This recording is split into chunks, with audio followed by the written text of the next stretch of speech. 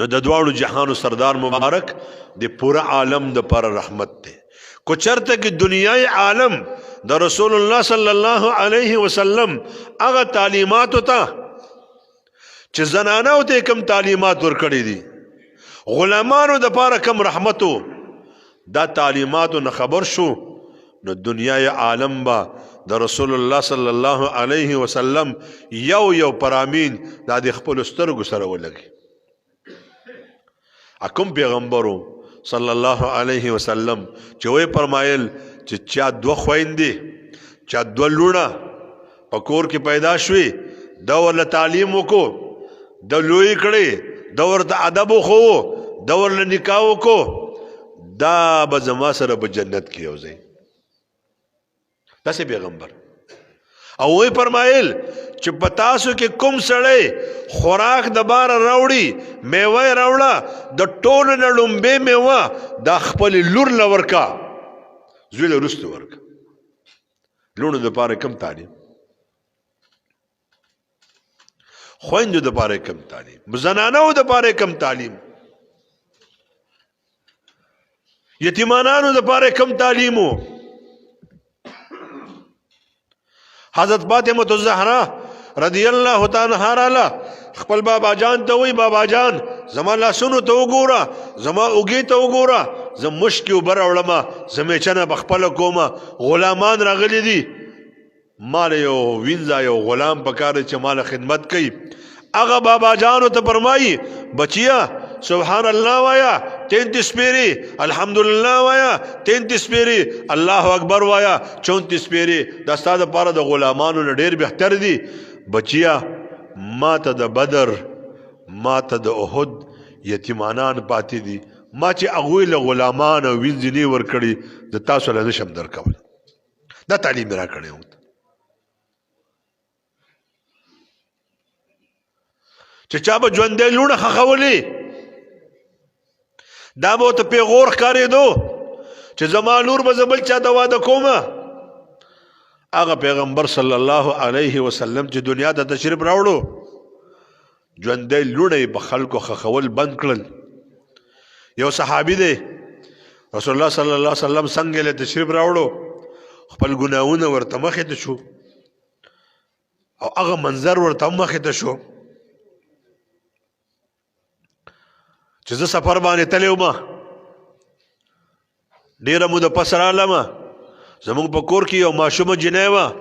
اکثر به زما نه پټېده ما مې د ټبر نه تپوس وکړو دا ماشومه څوک ده وی چې دا ته نه وي دا زمونږ د ګاونډیانو ماشومه ده زه به یوازې وم دا به راتله ما سره عادت شوې ده ما به له څه خوراک مراک ورکو اوس ډېره دلته یي کمه د مور او پلار کوي عرب هو قیافه شناسو هغه سړی وپېژنده چې دا زما لور ده نو د خپل ټبر له تسلی ورکړه چې ما ته درو مه وایه دا زما لور ده د جهالت زمانه وه کودال او بیلچی وړي ځان سره خدای دې تاسو موږ مکې مکرمې ته بوځي حج عمرې له نو ما ملګرو ته هغه ځای وښوو چې په کم ځای کې به قریشو کافرانو عربو خپل ژوندی لوڼه خښولې ما ورته دا هغه ځای دی چې دې ځای کې به دوی خپل لوڼه خښولې ما ته چا ویلي سعودي حکومت په هغه ځای بلډینګ جوړو چې تا بلډینګ اراده وکړه هغې نه بې انتها چغې ختل شروع شو بس دوی منع کړل ما دا ځای کې آبادي مه کوه ما کودال او بیلچه صحرا ته وړل او بیا مې د خپل ټبر ته وی دا ماشومه سنبال کا زه بوزم د ماماګانو کرا ټبر له مې تسلی ورکړی وه چې زه یې وجنمه نه د عربو ګرمي وه زما ماشومه یې سنبال کړه میندې خپلو ماشومانو ته ډول سنګار کوي سترګې ورله تورې کړې شونډې ورله سرې کړې ښایسته قجیرې کپړې ورته واچولې او ما د ګوتې نه ونیوه روان شو یو څو قدمه چې مونږ لاړو زما دا ماشومه ستړې شوه ما ته وی چې بابا جانه زه ډېره ستړې شوم ما به کله پې ګزار کوم راځه کله به مې راښکه په ځان پسې بیا یو ځای ته لاړم ما په هغې ځای کې کنده کنسته نو چې زه به ډېر ستړی شوم ما باندې به خولې رالې زه به د هغې کندې نه سیټ ته کېناستم دغه ماشومه په وړو لاسونو به د خپله لوپټه راواغسته زما خولې به یې پاکې کړې ما ته به یې بابا جانه نور کار به بیا وکړي زه به بیا دمه شوم بیا مې کار کو بیا چې مې کندغړه کنستل برابر کړل بیا مې دا ماشومه راواغسته دا مې په هغې کې کېنوله نو دې ماشومې ما ته وی بابا جان ته څه کوې ما سره ما دې باندې خاورې اړول شروع کړل نو دې ما ته وړې خوله باندې ما ته وی بابا جان دا ته څه کوې زه خو ګیره شوم زه خو نه شم ازادېدی زما خپې ګیرې شوې ما په دې باندې خاورې اړول شروع کړل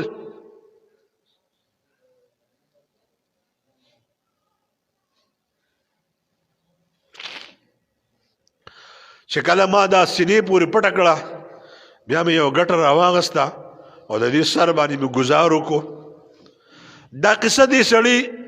دې صحابي د دواړو جهانو سردار مبارک مخکې بیانوله رسول الله صلی الله علیه وسلم ته وحي سره دا ټولې خبرې دا منظر مخې ته شو د هغې ماشومې سلګی ورته مخې ته شوې د هغې ماشومې هغه اوښکې بهېدل ورته مخې ته شو بیا د ووي چې ما ګټ باندې ګزار وکړو بیا مې په هغې باندې خاوره واړوله یا رسول الله